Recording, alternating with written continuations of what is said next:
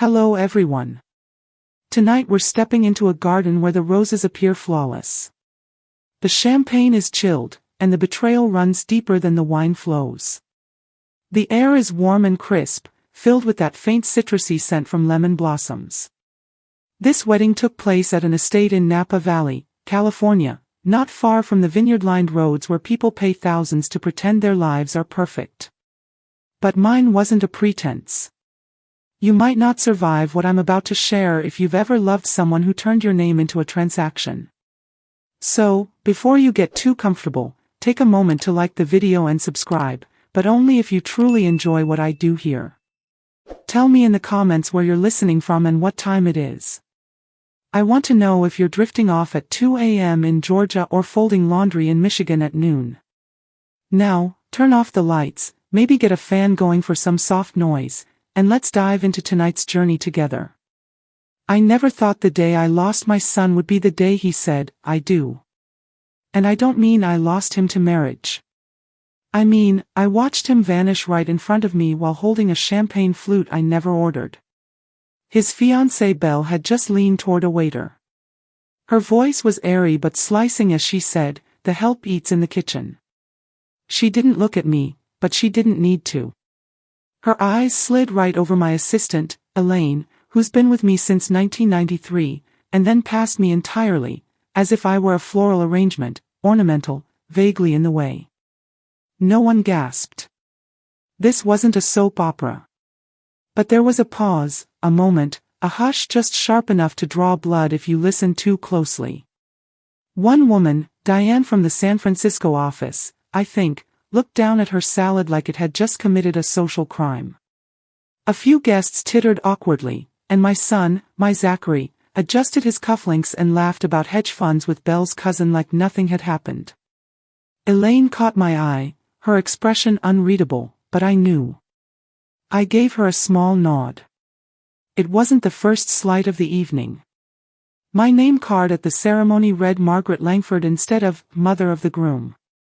My preferred champagne, Blanc de Blancs, had been swapped for Belle's choice, a biodynamic rose from Oregon that tasted like regrets and grapefruit peel. And instead of sitting beside my son, I'd been placed 2 rows back behind her Pilates instructor. But this was intentional. I placed my glass gently on the table, untouched, then reached into my clutch and stepped out behind the trellis wall lined with lavender. The quartet was playing a jazz version of Yellow by Coldplay. Even the music had been curated for image, not soul. I dialed Victor. He picked up on the second ring, always punctual. "Cancel the $30 million contract Zach was going to announce tonight," I said. My voice was steady, not icy, not angry, just done. There was a pause on his end, then, understood. That's the thing about Victor. He never asks why. That's why I trust him. As I hung up, I noticed the roses beside the trellis were starting to wilt, their outer petals softening under the early summer sun. Still beautiful, but no longer pristine. I plucked one gently and held it in my palm. This bloom, like so much else here, had served its time. I returned to the table. Elaine had refilled her glass but hadn't touched it. She stood slightly as I approached. "You're fine," I whispered, my hand brushing her shoulder. "They'll need your grace now more than ever." She sat back down. So did I. That's when the clinking began. Zach stood up, tapping his glass with his fork. "Wait, did she really just cancel $30 million with one phone call? If you're feeling that, finally, surge, smash that like button. This is just the beginning. Comment, reclaim, if you know what she should do next. Trust me, you have no idea what's coming." A hush fell again. The quartet stopped mid-bridge. The sun dipped just slightly behind the vineyard, painting everything gold. "I just want to thank everyone for coming," Zach began. "Especially my mother, Margaret." The name dropped like a silver fork on marble. Silence, not the good kind. His smile flickered. His eyes darted toward me. I tilted my head slightly. Not out of defiance, just acknowledgement. A look that said, "Go ahead, finish your sentence." He cleared his throat. Who helped make today possible? Helped. Past tense. The same boy who once sobbed into my shoulder after striking out at his Little League finals was now offering me the warm thanks one might give a generous donor. Beside him, Belle beamed like a chandelier that had never known darkness. Her gown caught the light, shimmering with every turn of her polished head.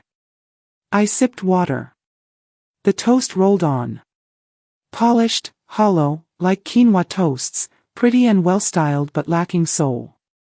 Jokes were made, glasses clinked, but the atmosphere had shifted. Even Mrs. Dorsey from Austin, who wore her disapproval like perfume, smirked in my direction and whispered something to the man beside her. Let them whisper. They'd know soon enough. Because dessert was arriving, but the big announcement, the new Sinclair initiative, that was gone.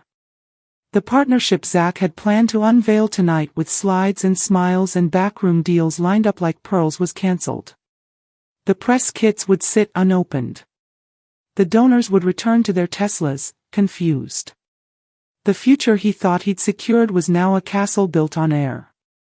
You want to know the painful part? That morning, before the insult, before the glass-clinking toast, before the lie dressed up as love, I stood in my dressing room and held a tiny silver locket. Zach had made it for me in 3rd grade. Inside was a faded photo of the two of us in front of this very estate's fountain, him missing a front tooth, me holding him with the kind of pride only a single mother knows how to wear. I didn't wear it, not because I didn't love him, but because I had started to realize he might not love me anymore. Not the real me, just the version that signs checks and stays silent. The funny thing about betrayal is how rarely it looks like betrayal in the moment. Sometimes it just looks like a name tag without your title or a table assignment 2 rows too far back.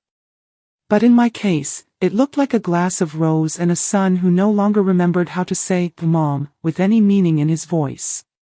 After I stepped away from the reception and took back my power with a single phone call, I didn't storm out. I didn't cry in a bathroom stall. I wandered. Not physically, I stayed on the estate grounds. But mentally, I drifted through time. I remembered how it all began. I was 27 when Zach's father left. Not died, left. There's no neat sympathy for that kind of abandonment, only the awkward condolences people offer when they don't know whether to whisper or congratulate you for surviving. He left me with a toddler, a mortgage, and a beat-up Volvo that stalled on hills. I had $8,000 in debt and a half-finished master's degree in architecture. So, I pivoted. I turned my hobby, interior design, into a business. I drafted floor plans at the kitchen table while Zach napped on the couch. I hauled samples to clients with a baby on my hip. By the time I turned 35, Langford Design had become a name people knew in Northern California. By 40, we were designing commercial spaces in Los Angeles, Aspen, and even New York. And Zach, he was there through all of it. He grew up surrounded by blueprints and fabric swatches, playing under my desk with Legos and calling my leather portfolio Mom's secret suitcase. He used to run down the hallway yelling, "Mommy, look what I made." The first time he called me Margaret in public, he was 24. We were at a fundraiser in Sausalito. A waiter asked him if he wanted to introduce me during his speech. He grinned and said, "Of course, Margaret Langford, founder of Langford Design." I laughed at the time and thought it was charming. It took me months to realize I wasn't in on the joke. Somewhere between his MBA and the corporate rebranding seminars, he decided to reposition me from mother to founder, from presence to persona. And I let him. That's the part that sticks with me most. I let him. I told myself I was being generous, that I was giving him space to grow into his role. But the truth is, that torch I thought I was passing down just kept burning me, little by little, year after year. Like when I offered to mentor Belle as she stepped into the family business, and she smiled, sweet as arsenic, and said, we've brought in someone younger, more in line with the brand's aesthetic. As if my hands were too old and my eyes too soft. Or when they quietly rebranded my signature wallpaper line as Langford Heritage and scrubbed my name from every marketing piece. Or brunch. The brunch was the one that broke something. 2 weeks before the wedding, they hosted a legacy gathering for influencers at the estate, the house I built. I found out from a social media post. A stranger was sipping coffee from my grandmother's china set. At first, I thought they'd forgotten to invite me. Mistakes happen. Then I realized, no, they hadn't forgotten. They'd excluded me because a woman like me, with her silver hair and unfiltered opinions, didn't fit the curated image they were selling. That night, I stood in the same room where they held the brunch, opened the side drawer, and stared at the file marked Trust and Succession. Victor had updated it a few months ago. I'd looked at it then, just glanced. But now, I read every word. Zach's name was listed in 3 key areas. I had already removed him from one quietly with Victor's help after the wedding toast, but the others still gave him influence. Not ownership, not title, but decision-making power. And suddenly that felt dangerous. I called Victor. Effective immediately, I said, strip Zachary Langford of all discretionary control within the estate trust. I don't want him co-signing a floral invoice, let alone a development deal. Victor didn't ask why. He never does. That's why he's still on my payroll. Understood, he said. Shall I document a reason? Betrayal, I answered, in both tone and content. That night, I sat on the veranda and listened to the crickets. You know what people forget? Silence doesn't mean surrender. It means observation, calculation, and sometimes it means reclamation. A breeze stirred the tall grasses just beyond the fence. The vineyard hummed quietly, rows of Chardonnay vines swaying like they'd seen it all before. Inside, Elaine moved softly through the house, restoring order like she always had, and I watched the stars come out one by one. I thought I was losing everything. Turns out I was just losing what was never truly mine anymore. And what was left was mine in full. The wedding wound down by dusk, but the tension didn't.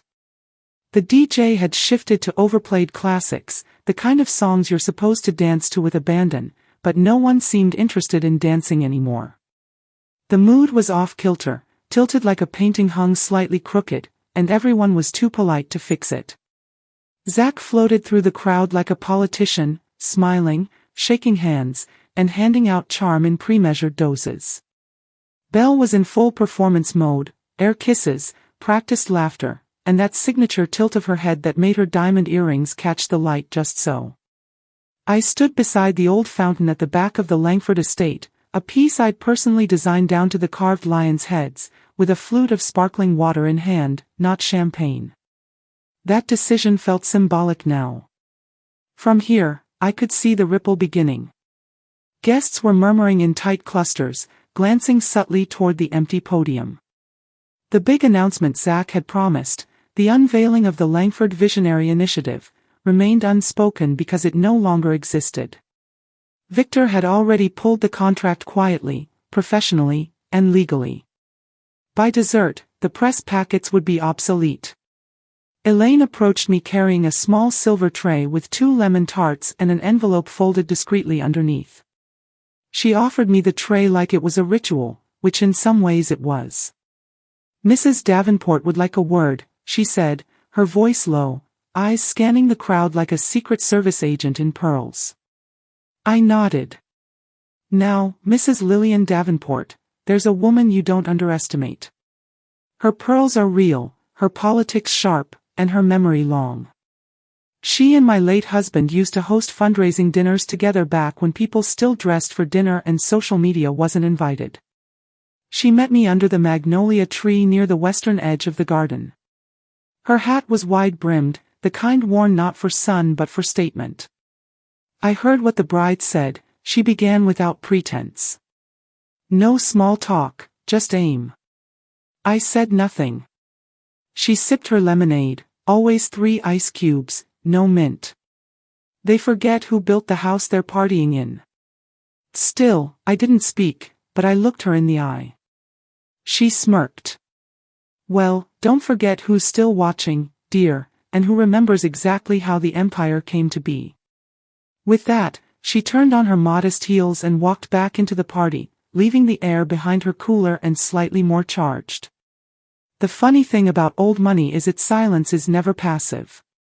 It's layered, loaded, and full of opinion wrapped in velvet. I took a moment there beneath the magnolia to absorb it all, the soft jazz, the fading chatter, and the subtle shift in temperature. The moment didn't shout, it exhaled. By late afternoon, I retreated to the library, the only room the wedding planners hadn't floral bombed. My sanctuary, high ceilings, warm wood, and no curated nonsense. There I opened the drawer where I kept the estate documents. I pulled the file labeled Langford Trust, Revised. Victor had slipped it to me just a month prior. I had read it casually then, confident in its protections. Now I read it like scripture. Zach's name was embedded deep, 3 mentions, each tied to future expansion plans, decision-making protocols, and what we used to call guardrails. Those guardrails had become loopholes. I made another call to Victor. I want to file an addendum, I said. Effective immediately, remove Zachary Langford from any and all trustee roles. I want him stripped of discretionary access. No co-signing authority, not even for landscaping quotes. There was a pause. Understood, Victor said. Do you want me to document the reasoning for the record? Yes, I said. Betrayal in both tone and content. That's the thing about betrayal. It doesn't have to come with yelling or slamming doors. Sometimes it just arrives in silence, in a slow shift of power, in a quiet nod to an assistant who knows your threshold. That evening, I watched the reception wind down from the second-story balcony. The crowd had thinned. The young ones were still dancing half-heartedly to Bruno Mars, and Belle was posing for photos near the floral archway. Her face had that slightly strained look, pretty but unsure. The Instagram glow had started to fade. Zach was speaking with one of the board members from the San Francisco office, his expression flat. He wasn't glowing either. He knew, not the full details, of course, but he felt it. The energy shift, the absence of announcement, the whispers he couldn't control. Good. Let him feel the ghost of the future he assumed was guaranteed. Elaine found me later near the back staircase. She handed me a guest list annotated with a soft pencil. These people asked after you, she said. These didn't. I scanned the notes. Most were expected, but one name stood out at the bottom in Elaine's tidy print. L. Davenport, gifted original estate blueprints, said you might want them back. I smiled. They thought they were launching a dynasty, but they forgot something crucial. The land they were standing on still belongs to me. It wasn't revenge. Not really. That word always sounds so dramatic, like I was plotting behind a curtain, cackling into a goblet of red wine. No, what I did next was simple. It was quiet, and it was mine to do. I didn't raise my voice, didn't cause a scene. That's the thing about women like me. We don't need volume. We have precision. After the final toast had faded into a clumsy rendition of Don't Stop Believing, and the guests stumbled back to their Teslas, Elaine and I stayed behind just for a moment to let the stillness soak in. Elaine, I said, slipping off my gloves as we reached the front steps of the Langford estate, go up to the bridal suite. Collect what's mine. She didn't ask what. She never does. And I didn't need to tell her the full story, only that certain personal items, family pieces, had been borrowed for the wedding. On paper, it sounded charming, a sweet gesture. The matriarch lent something old to the bride, my grandmother's sapphire ring and my mother's ivory comb. But they hadn't been loaned. They'd been taken. 2 nights before the wedding, Belle's assistant contacted my estate manager directly, bypassing me. Said I'd already approved the heirloom collection for Belle's use. She even had the security code. Elaine had flagged it. I told her to let it happen because sometimes the smartest thing you can do is let people show you who they are when they think you won't say a word. So Belle walked down the aisle that Saturday morning, glistening with borrowed power. My grandmother's ring sparkled on her right hand. My mother's comb nestled perfectly in her styled curls, and she smiled for the cameras like she'd earned it. Funny, isn't it? She could have just asked, 1 sentence, 1 ounce of respect. But no, she took it because she assumed I wouldn't make a fuss. Well, I didn't fuss. I made a phone call. And now Elaine was in the doorway of the bridal suite, her spine as straight as ever, while Belle stared at her with disbelief. I don't understand, Belle said, her voice an octave too high. We're still taking photos. Elaine was unmoved. Mrs. Langford has requested the return of all heirloom items from her private collection immediately. Belle blinked, then forced a laugh. That's ridiculous. I'll return them after the honeymoon. Elaine simply opened a small velvet pouch. You could have heard a bobby pin drop. Even the stylist froze, curling iron suspended midair. Belle's expression shifted, just a flicker. Not fear, not shame. Recognition. She knew this wasn't just about a ring. She slipped the sapphire off her finger slowly, like it was burning. Then reached up and removed the ivory comb. No apology, just silence.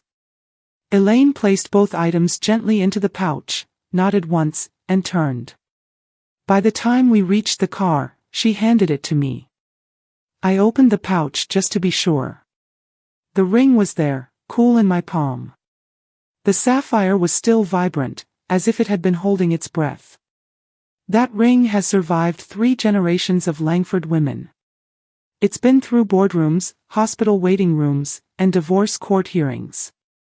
It is not a prop. I slid it onto my finger. It fit. Elaine watched me, her eyes soft, her mouth set. I suppose she thought wearing it made her part of the story, I said. She forgot who wrote the story, Elaine replied. Back at the estate, the bridal party was already outside posing for sunset photos. Belle was in the middle of it all, striking angles like a department store mannequin come to life. She still looked radiant, but she wasn't wearing the ring or the comb. No headlines were made. No scene was caused. That's what surprised me. I suppose she thought this was over, that I'd made my little power play and now I'd fade quietly back into place, decorative, detached, deferential. Bless her heart. The next day, I had the vault recatalogued. Everything logged, labeled, and locked. Elaine oversaw it, of course, and even changed the security access. She sealed the heirloom collection in acid-free boxes and placed them in the temperature-controlled archive. Just until someone earns the right to wear them, she said. That night, I took off the ring and placed it in the dish beside my bed. It has done its job for now. You see, I wasn't just reclaiming jewelry. I was reclaiming lineage. And Belle, she may have walked down the aisle with my son's name, but she'd never walk with our legacy again. It started with a spreadsheet. Not a confrontation, not a scream, just a spreadsheet emailed from Belle's wedding coordinator. Subject line, final confirmation of registry funds and gift transfers. 38 entries, 38 transactions, all generous, all wrapped in the kind of language that makes greed look like graciousness. Honeymoon travel fund, $10,000. Designer furniture allowance, $7,500. A private couples retreat at Lake Como, Wisconsin, an $18,200 indulgence underwritten by none other than Margaret Langford, mother of the groom. Except I hadn't authorized a single one. And I read every line twice just to be sure. You know what? They forgot I built my fortune on details. Design isn't about colors and cushions. It's about structure, logic, how weight is distributed, and how light behaves. I noticed things. And this spreadsheet, this wasn't generosity. This was looting disguised as gratitude. Elaine walked into my study just as I was reviewing the file. How many of these have already been processed? I asked. She leaned over my shoulder, scanning the document like it was a battlefield map. 3. The rest are pending. I nodded, reached for my phone, and called Victor. I need a hold placed on all outgoing wedding-related transfers, I said. Effective immediately. Clerical discrepancies. Victor never hesitates. It'll be done before sunset. We hung up. The room was quiet. That's when the first email arrived from Belle's assistant. Naturally, Belle never dirties her hands with confrontation. Just a quick note, she wrote, to clarify some confusion regarding registry contributions. We noticed a few items have been delayed. Would you like us to resend the account numbers? Elaine drafted the reply, pending review. Please stand by. That's all. Nothing more. That afternoon, the murmurs began. The brunch crowd returned the next day, gathering at the estate for what Belle called a sweet send-off, more curated experiences, more photo ops, but the shine had dulled. A woman in a navy shift dress whispered to her friend, "Did you hear the travel fund bounced?" Another said, "I thought Margaret was covering the Lake Como trip." That's what Belle told us at the spa lunch. There it was. The cracks. You know the saying, when someone shows you who they are, believe them. Well, when a spreadsheet shows you who they think you are, document it. Belle noticed first. Her smile was tighter, her posture more rigid. She scanned the room like she was trying to spot the leak, like her empire was a ship and water was rising. Zach stood near the champagne fountain, chatting too loudly with a hedge fund buddy, avoiding eye contact with me completely. Elaine and I stood by the hydrangeas. I didn't need to mingle. The room was already talking. Victor texted, mid-morning, all funds frozen pending confirmation. Legally airtight. Good. That night, I sat in the study with the full gift registry printed out line by line. They hadn't just requested practical things. They had asked for commissioned oil portraits, monogrammed luggage, and even a floral subscription for Belle's home office, which last I checked was a ring light and a branded planner. And under each gift, my name, every single one, as if I were a benefactor to a cause, not a mother, not even a person. The final straw was the language next to the Lake Como retreat, gifted by Miss Margaret Langford, benefactor of family legacy. Benefactor of family legacy. That's what I'd become to them. Not a parent, not a person, just a bank with heirlooms and opinions they didn't need. The next morning, I had Victor's team send a revised message to every vendor. Due to a clerical oversight in recent Langford estate transactions, all unauthorized gift disbursements are to be voided. Future contributions will be directed according to updated estate guidelines. Belle didn't respond right away, but Mrs. Davenport dropped by unannounced around 3 p.m., claiming she just happened to be in the area. She wore a cream silk blouse and lipstick too perfect for errands, carried a tin of lemon bars that smelled like memory. She took her espresso in the drawing room, one leg crossed over the other. "I see the empire is still well defended," she said, tapping her manicured nail against her cup. "Just cleaning up the books," I replied. She chuckled. "You may have given them a wedding, Margaret, but you've given them nothing they can cash." Later that day, Zach called, straight to voicemail. "Hey, Mom," he said. "There's been some confusion about the transfers. We thought everything was set up the way you wanted. Just call me when you can, okay?" I didn't. Instead, I sat on the back porch with a glass of iced tea and listened to the way the wind moved through the oak trees lining the estate. It sounded like pages turning, because something was turning, and not in their favor. Legacy isn't about money or pretty speeches or photo backdrops with your initials carved into moss. It's about memory. It's about who holds your name in their mouth when you're not in the room and whether they hold it with reverence or as leverage. Zach and Belle had made their choice. Now it was my turn. It didn't feel like rage. It felt like clarity. The kind of clarity you get after the noise fades, the guests have gone, the music has stopped, and all you're left with is the thud of your own heartbeat and a glass that never got emptied. The morning after the brunch, I sat with Victor in the sunlit conference room of his office in downtown Napa. The walls were lined with walnut paneling, and the air smelled faintly of polished leather and bergamot from the tea he always ordered in advance. He was already waiting when I arrived, the file in front of him thick with legal tabs and quiet history. "I want to revise the will," I said before I even sat down. Victor raised one brow but said nothing. He flipped to the appropriate section with the grace of a concert pianist. "Zach's already been removed from the trust's control structure," he said gently.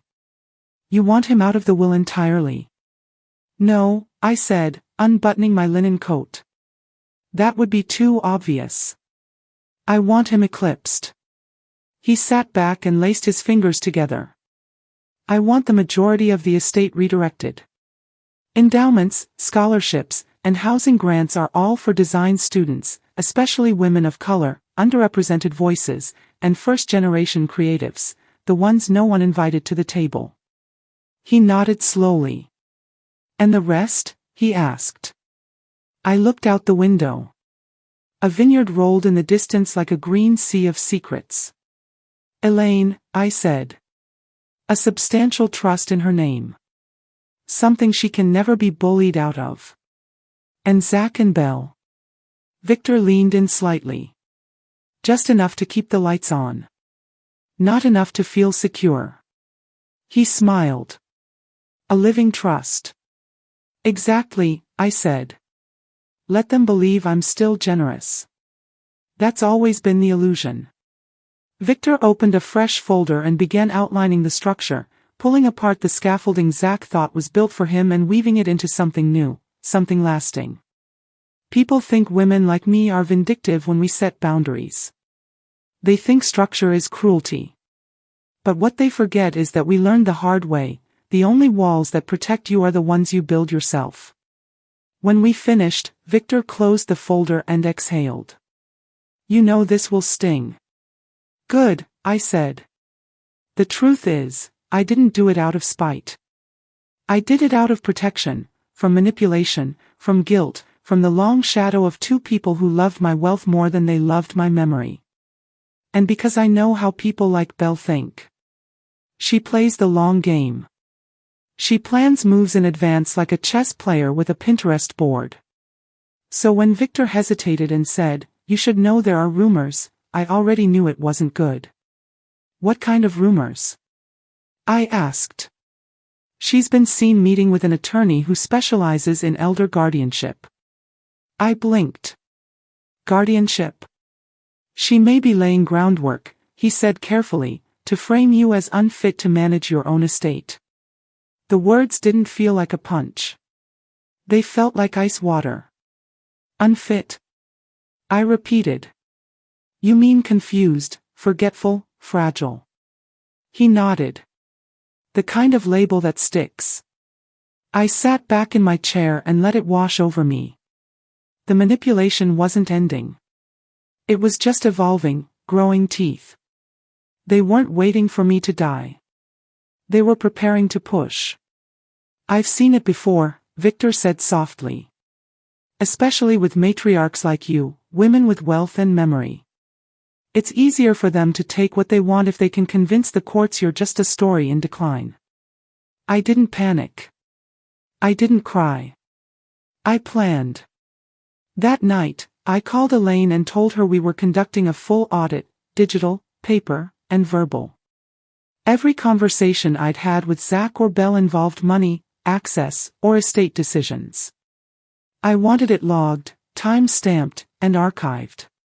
"Moving forward," I said, "no private meetings with either of them. Not without witness logs, not even with Zach. Especially with Zach. She didn't ask why. She never does. She just said, understood. Victor poured me a second cup of Earl Grey. Neither of us spoke for a moment. You're not just planning, he said at last. You're defending a kingdom. I looked at the tea. Its surface was still and clear. No, I said softly. I'm defending myself from a family that sees me as a drone, not a person. That night, I walked the halls of the estate with the lights off, letting my fingers brush the picture frames. Zach in his Little League jersey. James and I in Florence, our smiles loose with vacation wine. Me in the ribbon-cutting photo with the first Sinclair Design logo hanging above my head like a crown. A whole life catalogued. A legacy. Not one Belle was entitled to. Not one Zach had earned. They wanted a legacy they didn't have to remember, just one they could profit from. So I made a new one, a better one. And this time, I kept the keys. The farewell brunch was hosted beneath the pergola, that perfect little nook beside the hydrangeas that used to be my favorite reading spot before Belle turned it into a photo backdrop. They draped soft linen across the beams and set up farm tables with eucalyptus runners and low candles, trying to create that effortless vineyard aesthetic that ironically takes a small army to maintain. The kind of setting that screams wealth disguised as minimalism. I wore cream linen, no jewelry, and no logo clutch, just myself, stripped of anything they might think meant role or contribution. I watched as guests arrived, sunglasses, pastels, and loud polite laughter. They were saying goodbye, but to what exactly? Belle was the first to greet them, of course, in a soft sage wrap dress that hugged her just right. She floated from table to table like a home tour guide, her hand always landing gently on shoulders, her voice pitched in that sugary lilt influencers seem to perfect somewhere between brand deals and breathing. If I didn't know her, I might have thought she was glowing. But I do know her. And she wasn't glowing. She was selling. Zach stood to the side, arms crossed, mouth tight. He wasn't even pretending anymore. That's how I knew the Whisper Network was working. Guests were still sipping mimosas, but the temperature had changed. Like everyone had caught the scent of something just slightly off. Elaine stood behind me near the columns, clipboard in hand, pretending to check guest counts while actually surveying reactions. That's her version of crowd control. Zach hadn't looked at me once. He circled, nodded, and shook hands, but I wasn't in his orbit. Not today. Then the DJ cut the soft jazz and asked for everyone's attention. A microphone appeared.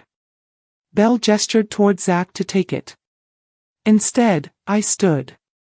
A fork hit a plate somewhere in the distance. Belle blinked. Her smile froze mid-expression. I won't keep you long, I said, stepping toward the front. My voice didn't need to rise. The silence held it up. I just want to thank everyone who traveled here, who stood under the sun and toasted to new beginnings. Soft nods, a few claps.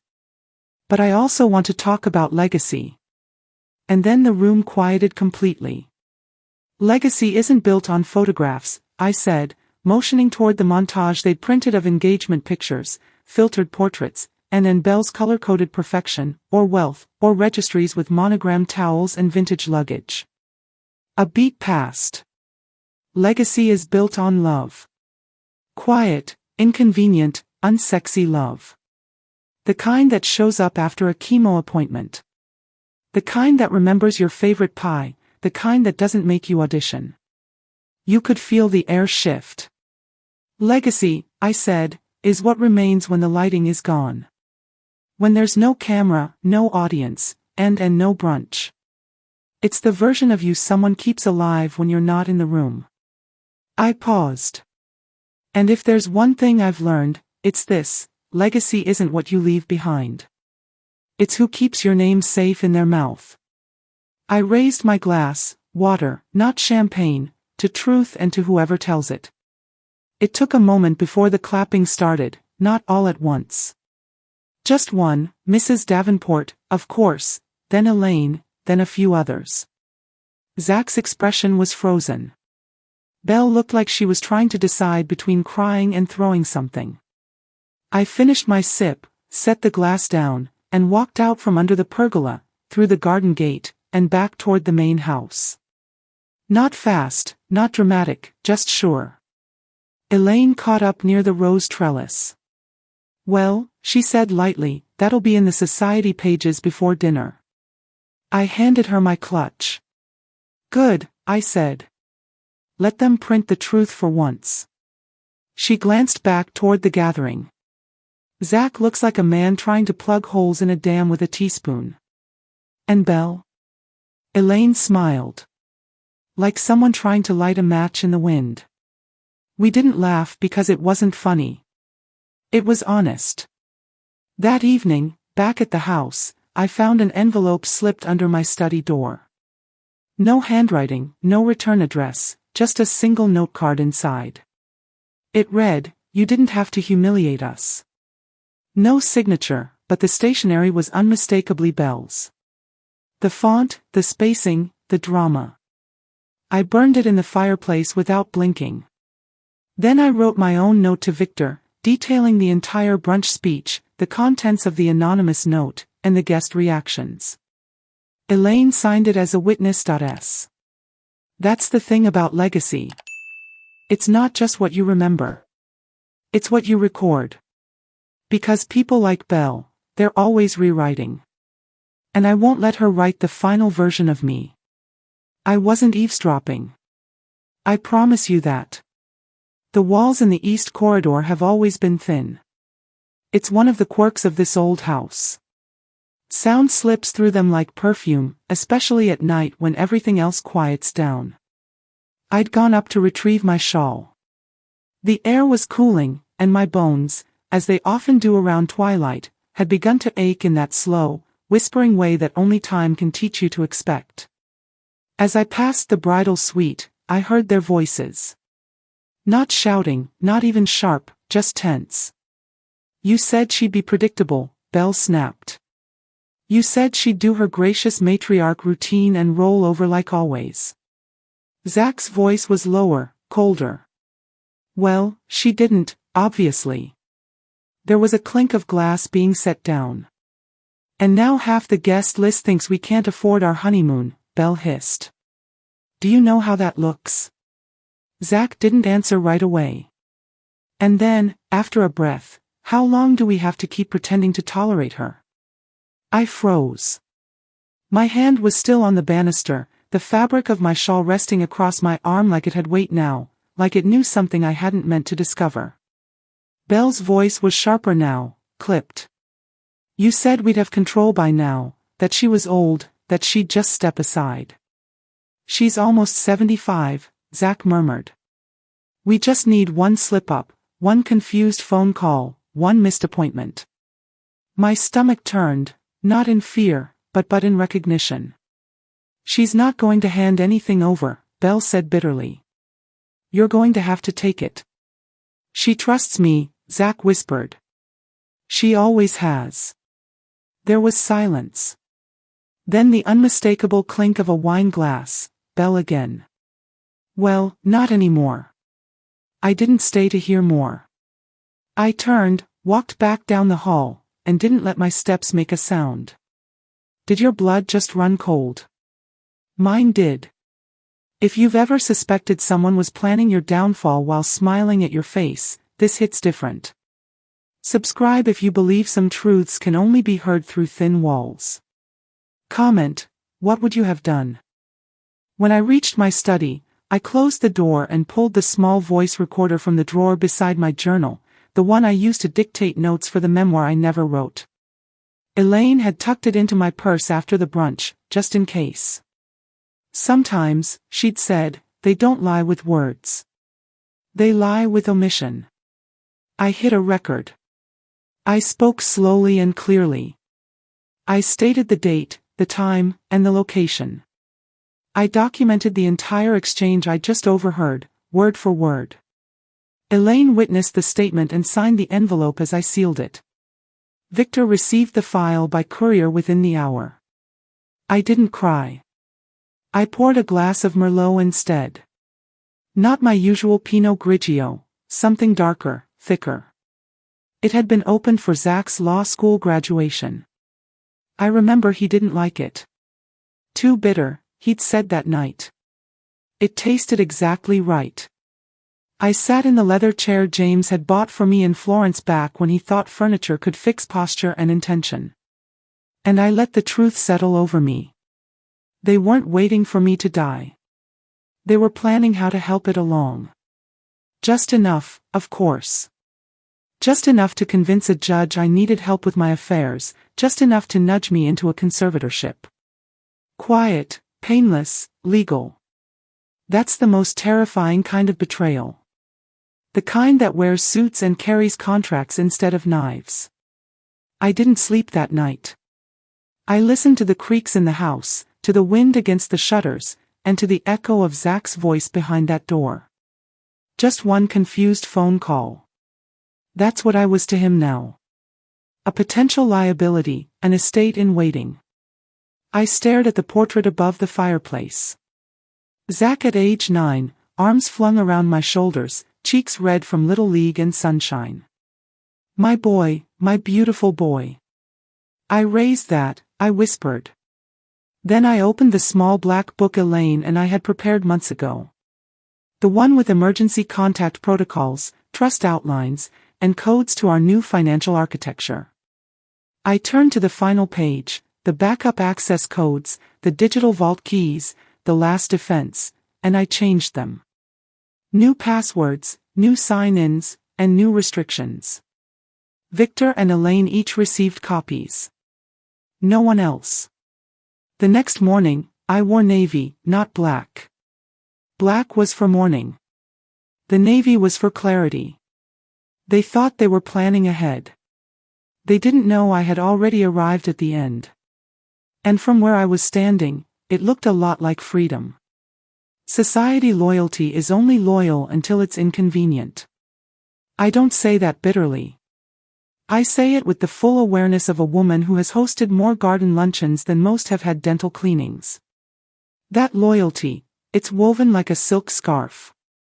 Delicate, pretty, and easy to lose in a breeze. So I gave them a breeze. Not a storm, not a gust, just enough wind to loosen the seams of a perfectly arranged image. It began with a lunch, quiet and curated.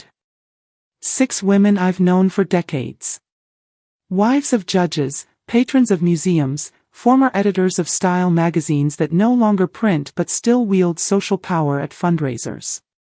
The kind of woman who can ruin you with a smile and revive you with a whispered correction. Elaine arranged it at a small cafe in downtown Hillsburg.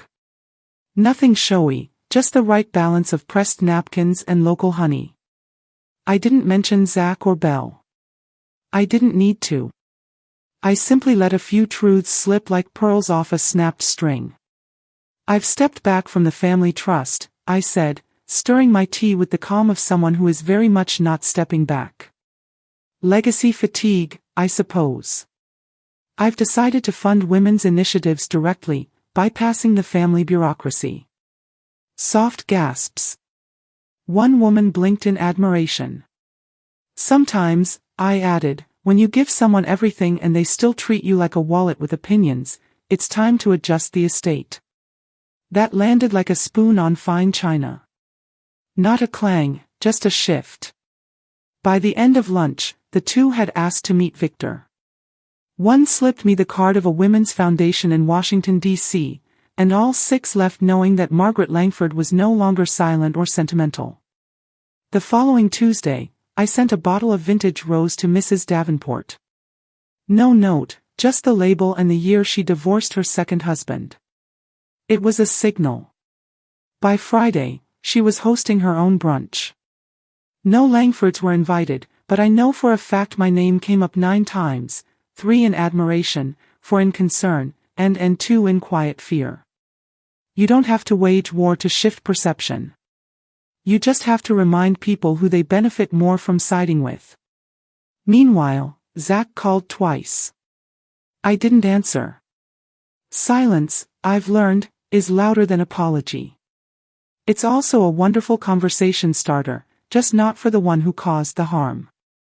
Elaine began delivering updates casually over coffee.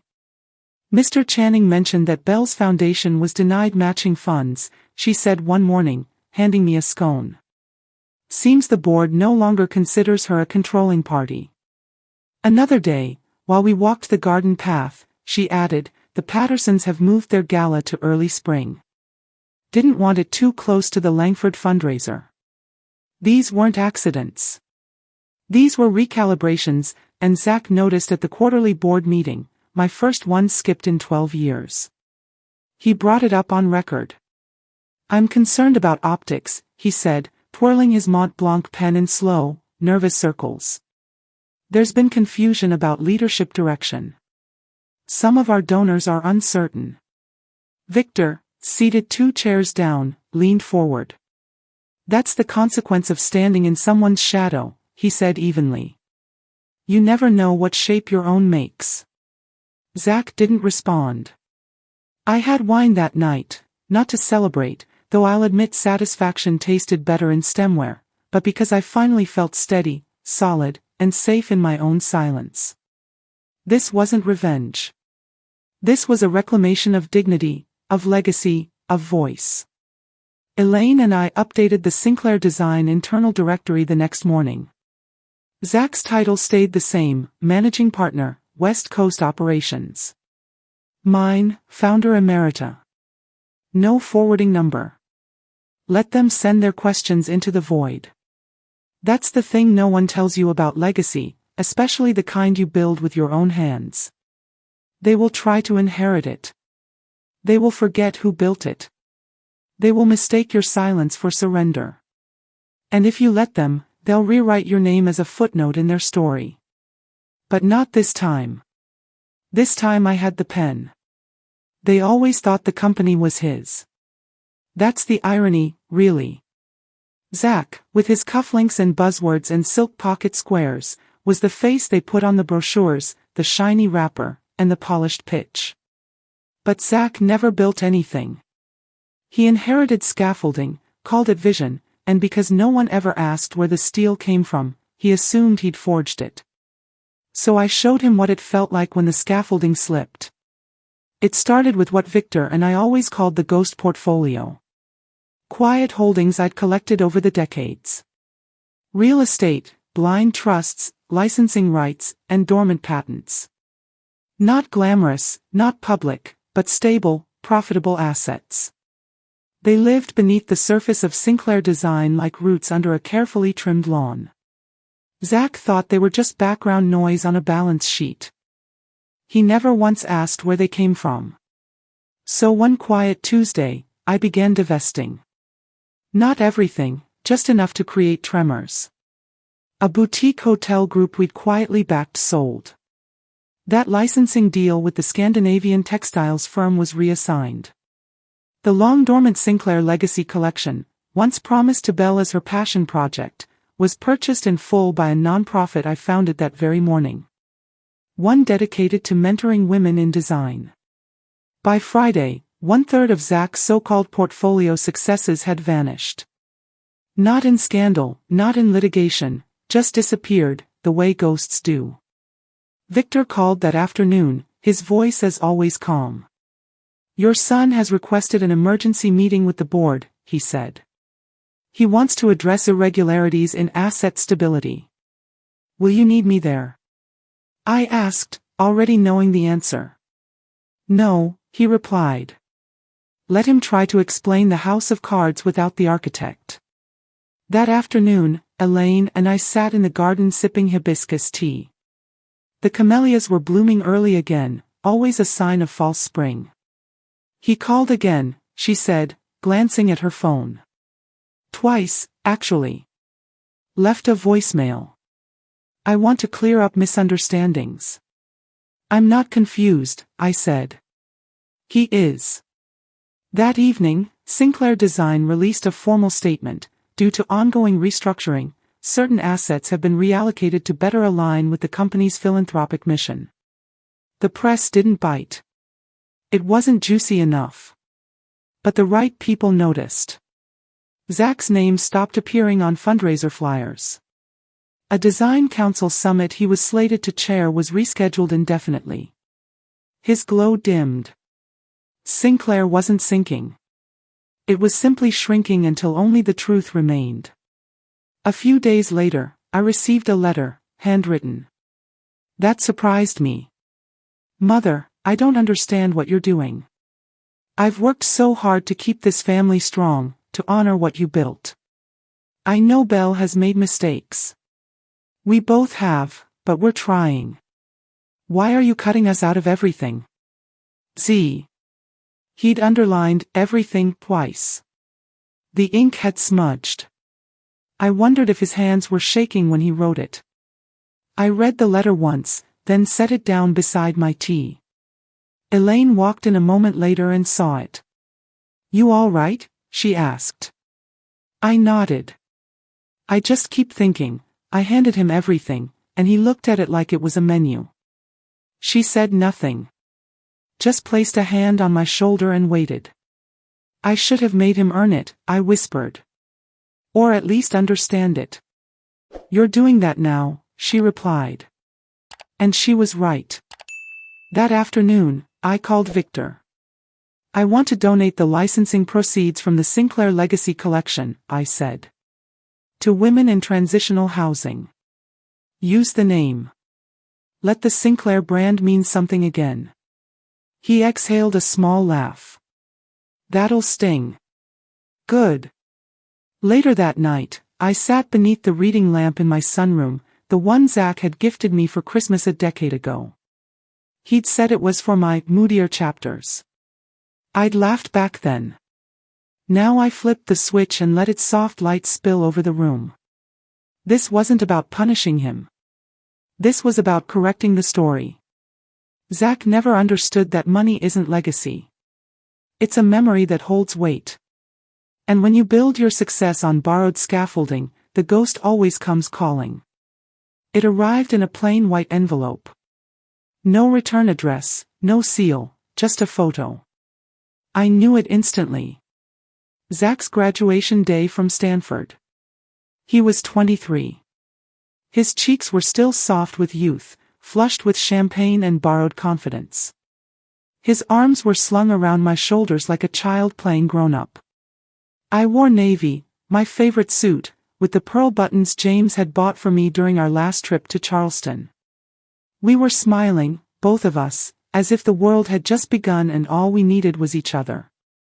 Taped to the back of the photo was a note written in my own handwriting, dated June 2007, the last time you looked at me with respect. Elaine had asked if I wanted to deliver it myself. I said no. It needed to land where he felt most untouchable. His office. I wanted him to open it somewhere polished, somewhere staged for his ambition. I wanted the truth to arrive on the same desk where he signed checks he believed were backed by legacy. 2 days later, he called 3 times. I didn't answer. Let silence explain. On Friday, he showed up at the estate. No bell, no publicist, no driver, just Zach. Alone, wearing a blazer that needed steaming and a look that didn't belong to the boy I raised or the man I defended for too long. I didn't invite him in. We sat out back beneath the fig tree, the one he used to climb when he was 7, scraped knees and chocolate-stained fingers, back when love was loud and simple. He spoke first. I got your note, he said, fidgeting with the envelope. And I deserved it. I nodded. I hate that version of me, he added. I didn't respond. Because here's the truth, he didn't hate that version. He hated that it had consequences. I just wanted to build something, he said.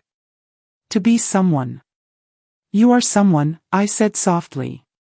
Before the board seats, before the monogrammed suits, you are mine. He looked down. I miss you. I looked toward the garden. The camellias had started to drop, their petals curled like paper burning at the edges. Missing someone doesn't mean you get them back, I said.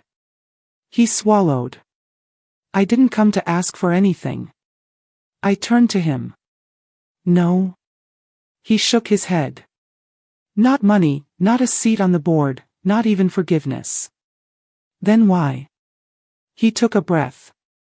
I don't want to be a ghost. For a moment, I almost softened, but then I remembered the recording. His voice in that room, just one confused phone call. He wasn't here because he'd woken up differently. He was here because the ground beneath him had vanished. You know what hurts most? I asked.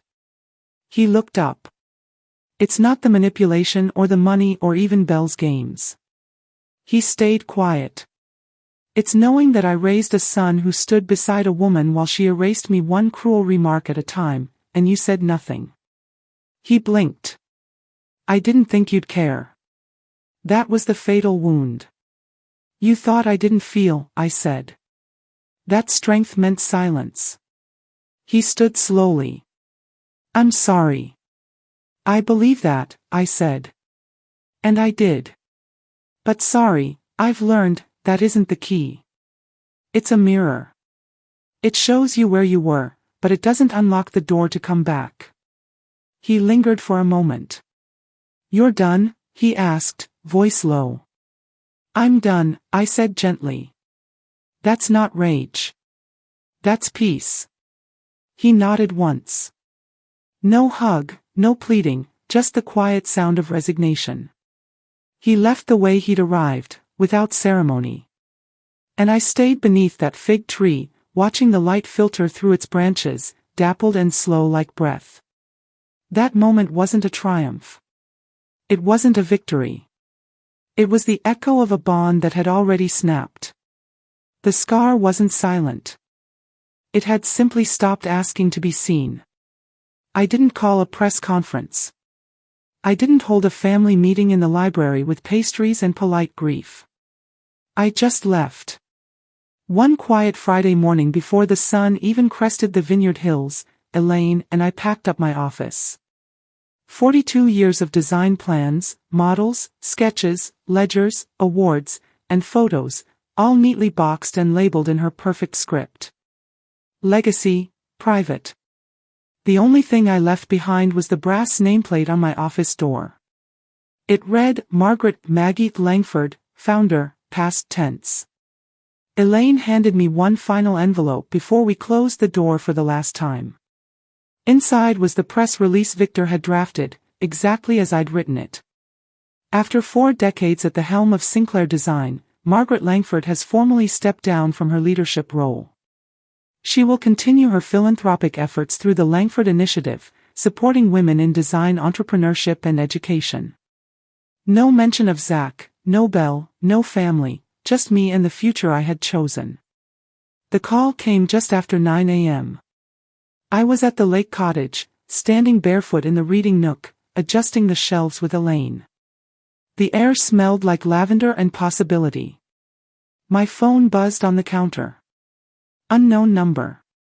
Elaine raised an eyebrow. I shook my head. I know who it is. And I did. Hi, Mom. Zach's voice came through ragged, thinner than I remembered. Can we talk? I didn't answer. I know I've said it before, he continued, but I mean it this time. I'm sorry for everything. For Belle, for standing by while she talked down to you. For making you feel like you were just some piece of property we were waiting to inherit. The silence on my end stretched long. I panicked, he said. The company was slipping. The board was getting cold. I didn't know what to do. I thought I had time. I thought you'd always be there. There it was. The assumption that I'd always catch the fall. I'd like to see you, he said finally. Not to ask for anything, just to talk. Just us. I said yes. Not out of forgiveness, but curiosity. I needed to see his face without Belle's shadow over his shoulder, without the family name propping up his posture, just Zach. We met at a park halfway between the lake cottage and the city. One of those clean, overland public spaces with perfectly spaced benches and a pond that looked filtered even in person. He looked older, not aged, but hollowed. Not thinner in body, but in presence, like the scaffolding had finally collapsed and he wasn't sure how to stand up without it. "Thank you," he said, "for agreeing to meet." I nodded and said nothing. "Let the wind speak first. I just want you to know," he hesitated, "I'm not expecting anything. Not money, not control, not even your blessing." I raised an eyebrow. "Then what are you here for?" He paused. "I want to start over." I studied him. "No," I said gently. "You want to rewind." His brow creased. "Isn't that the same?" "No," I said. Starting over means walking forward and building something new. Rewinding means you want to erase the damage without cleaning up the mess. He didn't respond. "You had chances," I continued. "So many chances. You could have said something when Belle dismissed Elaine, when she mocked my staff, and when she told a server I should be eating in the kitchen. But you didn't." "I didn't think it mattered that much," he murmured. There it was again, that blind spot.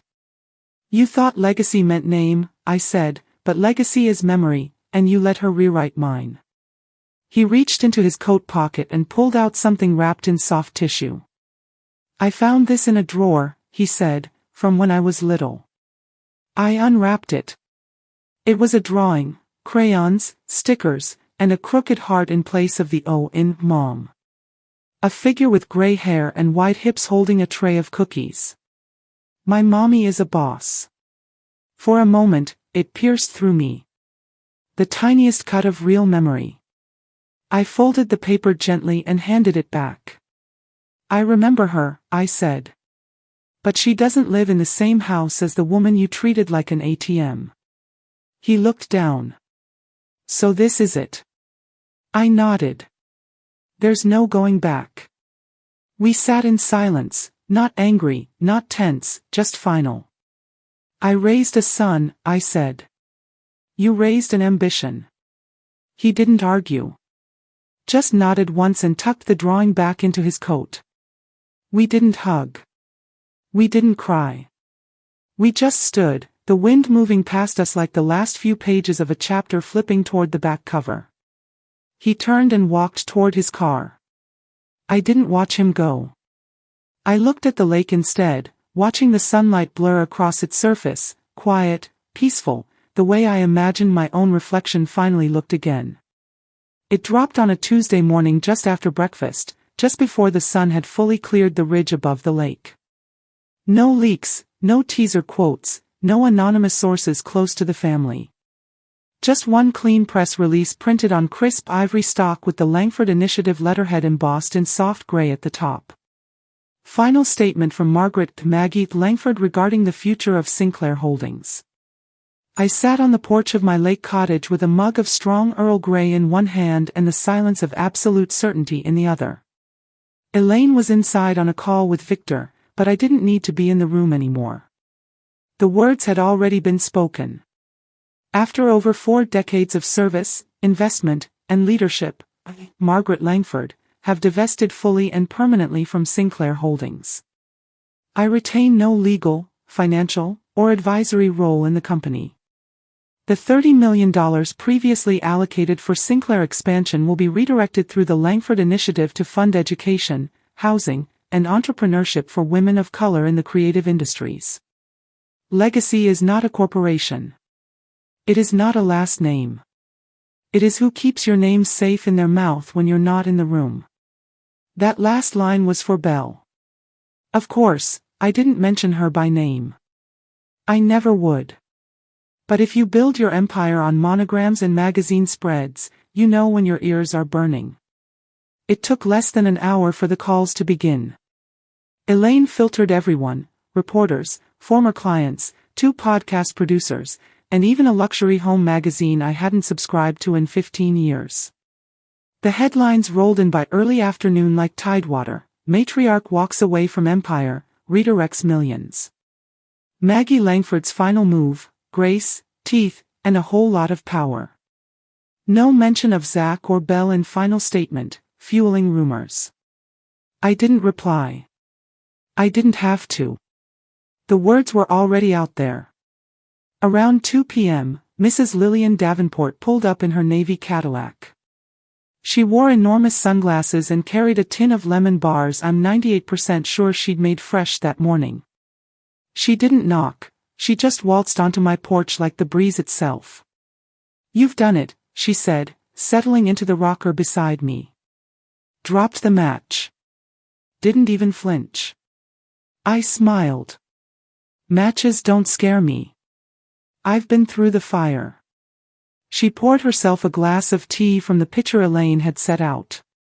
No sugar, always bitter like her wit.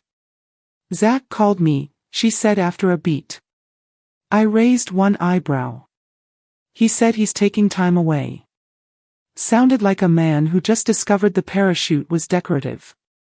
"Belle's gone, filed for separation last week." I blinked. "That's soon." "She's got lawyers whispering phrases like emotional deception and inheritance misrepresentation." I didn't gloat, not even quietly, but inside something settled, like a finally solved equation. Lillian took another sip. "Do you ever love him less?" she asked. "After all this?" I shook my head. No. I just stopped protecting his illusion. That afternoon, Elaine and I took our usual walk by the water. The shore was scattered with smooth stones and goose feathers. A heron landed nearby, folding its wings like it had something to say. Elaine was quiet until we reached the cove. "What do you want engraved on the initiative's cornerstone?" she asked, not looking at me. I didn't have to think.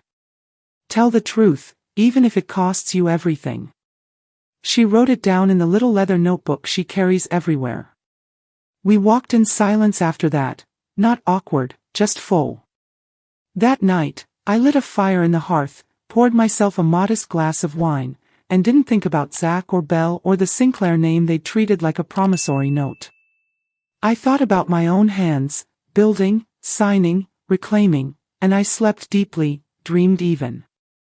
Not about the company or my son or the house I once ruled and now refuse to enter. I dreamed about myself, whole. It happened on a Thursday just after lunch. The halls of Golden Pines were quiet, nap hour for some, puzzle time for others. I was sitting in the sunroom with Marjorie, sharing a lemon square between us and commenting on how the new bridge club recruits didn't know a finesse from a forehand. Then I saw them, Lisa and Travis. They were walking up the curved brick path that led to the glass double doors. Lisa's stride was fast and tight, heels too high for someone with that much anger in her step. Travis slouched a pace behind, hoodie up, hands in his pockets like he didn't even want to be there. They hadn't come to visit. They'd come for a confrontation. Doris, the receptionist, who'd once been a state trooper and still had that same no-nonsense posture, was already on her feet before Lisa reached the entrance that I stood not because fear moved me, but because I wanted to see clearly. Marjorie looked up at me. "Do I need to call Gerald?" "No," I said. "Let her see me calm." Lisa entered the foyer like she owned the building. I could see her from the side angle of the sunroom, the slight flicker of surprise when she didn't spot me immediately. She said something to Doris, then pointed sharply and impatiently. Doris didn't budge. She responded coolly, then gestured toward the bench near the lobby window. Travis stayed quiet. He noticed me first. Our eyes met through the tinted glass of the sunroom. His expression shifted, not to guilt, not even to apology, to panic. Not because he missed me, but because I was no longer financially available. Lisa turned next, following his gaze. She spotted me standing beside the hibiscus plant, hands clasped gently at my waist, not a wrinkle out of place. She moved to step forward. Doris blocked her path. Lisa's voice raised. I couldn't hear the words, but the shape of them was familiar, rage-glazed in righteousness. I didn't move. I didn't flinch. I just stood there watching like it was the final scene of a play I'd already lived through. Lisa gestured again, this time toward the side doors, toward the staff, toward nothing really. When control starts to slip, you point anywhere you can to redirect the blame. Eventually, Doris raised one hand and calmly pointed toward the parking lot. Dismissal. Lisa stood there for one last heartbeat, fists clenched, lips moving. Then Travis turned, mumbled something, and started walking back toward the car. Lisa had no choice but to follow. The door slid closed behind them like punctuation. I returned to my seat next to Marjorie and picked up the other half of our lemon square. He didn't even blink, she said, impressed. I already said goodbye, I replied. They're just now hearing it.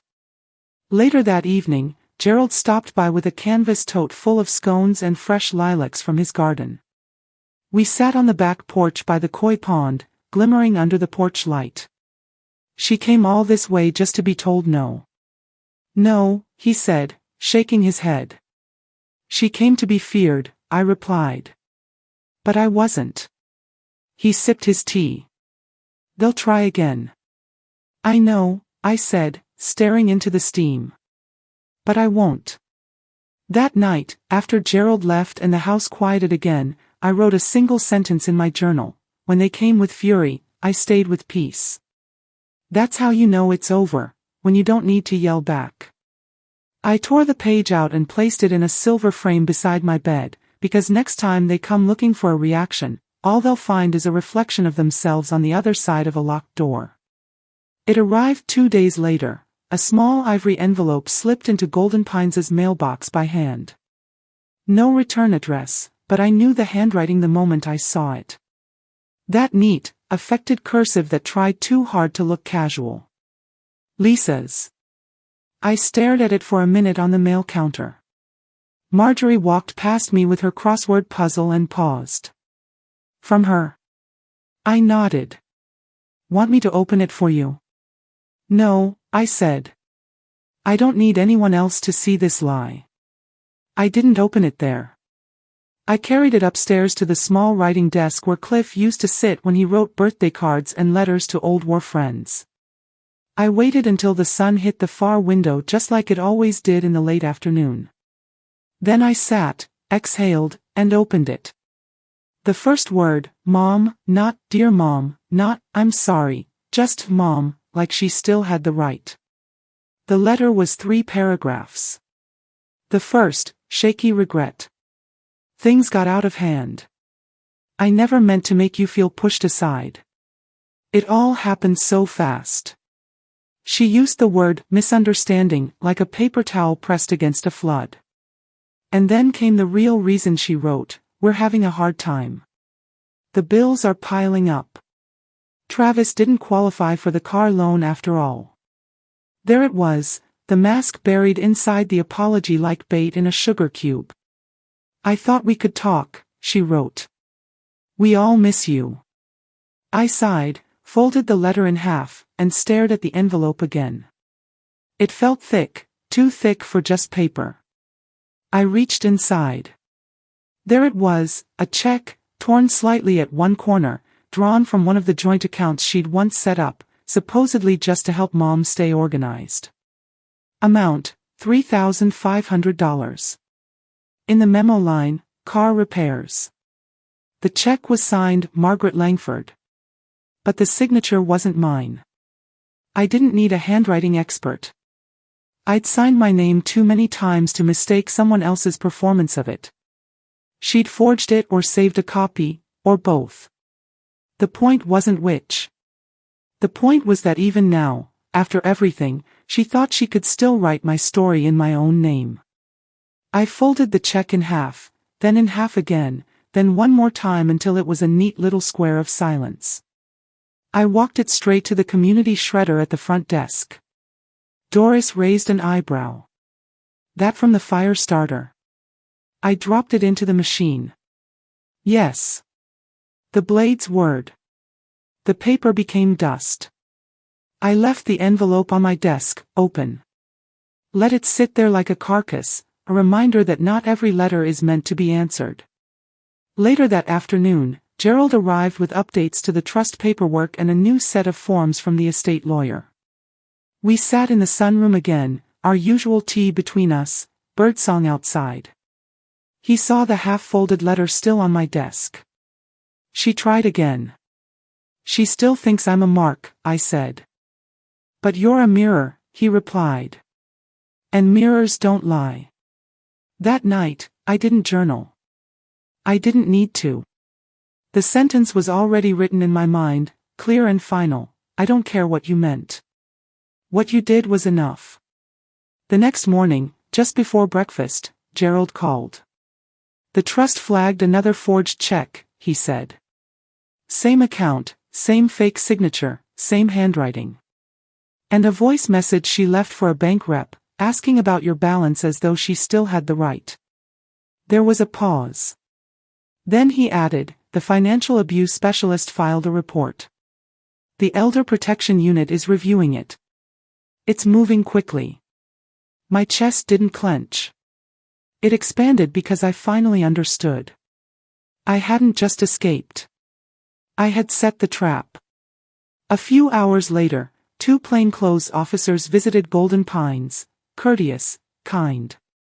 They took notes while I explained the timeline. I handed them my journals, copies of statements, and voice recordings. Gerald sat beside me, his presence as steady as ever. When they left, the younger one said, "You're not the first, Mrs. Langford, but you're one of the few who saw it early enough." I didn't correct him. It wasn't early. It was just early enough. By that evening, I received confirmation, Lisa was under formal investigation. Charges pending, financial misconduct, forgery, and elder fraud.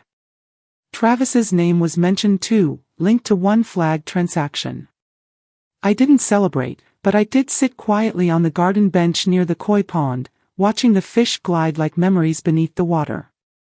Smooth, calm. They'd always said I was lucky to have them, but the truth was, they were lucky I let them close enough to rewrite the script, and even luckier that I finally took the pen back. That night, Gerald joined me on the porch. We each poured a glass of wine. He looked at me, steady and proud. She underestimated you every step of the way. I smiled. I underestimated myself too. We raised our glasses and toasted, not to revenge or even resolution, but to something gentler, something stronger. Recalculating, he said. To reclaim, I answered. And when I said, I'm safe, I didn't mean just Lisa or Travis. I meant from the version of myself who once confused love with permission. That night, I left the window open. The wind rolled in, soft and sure, and it didn't sound like a warning anymore. It sounded like applause. The sun was low when I stepped out into the garden for the last time that season, the light stretching long and gold across the quiet lawns of Golden Pines. The koi stirred slowly beneath the surface of the pond, each ripple like a memory moving on without resistance. It's funny how peace arrives, not with trumpets, not even with closure, just stillness. A kind of internal hush, like your heart finally unpacks its suitcase and says, I live here now. For a long time, I thought legacy was about building something grand, a name in stone, a story others told about you when you weren't in the room. But now I know better. Legacy is the version of yourself you fight to reclaim when others try to write your ending for you. I didn't scream. I didn't slam doors. I didn't burn bridges. I simply chose silence when it mattered and truth when it counted. And now I have long mornings by the lake, warm bread in the afternoon, laughter that isn't measured, and kindness that doesn't ask for receipts. Zach hasn't called again. Lisa hasn't written. And I don't keep looking at the door like they might. That's the quiet miracle of healing, you stop waiting for the next hurt. So wherever you are tonight, listening to this, maybe you're sipping tea under a blanket or staring at a dark ceiling, wondering if your own story will ever shift. Just know this, it's never too late to come home to yourself. Not everyone will understand your boundaries. That's fine, because peace isn't polite. It's sovereign. So breathe deep. Let the light fall where it will. And when you sleep tonight, know that silence can be soft and strength can look like surrender. This is what reclaiming power looks like, not revenge, but recalibration. If you recognize yourself in Margaret, that subscribe button isn't just for stories, it's for your awakening. Comment, what boundary are you ready to enforce? Your story isn't over.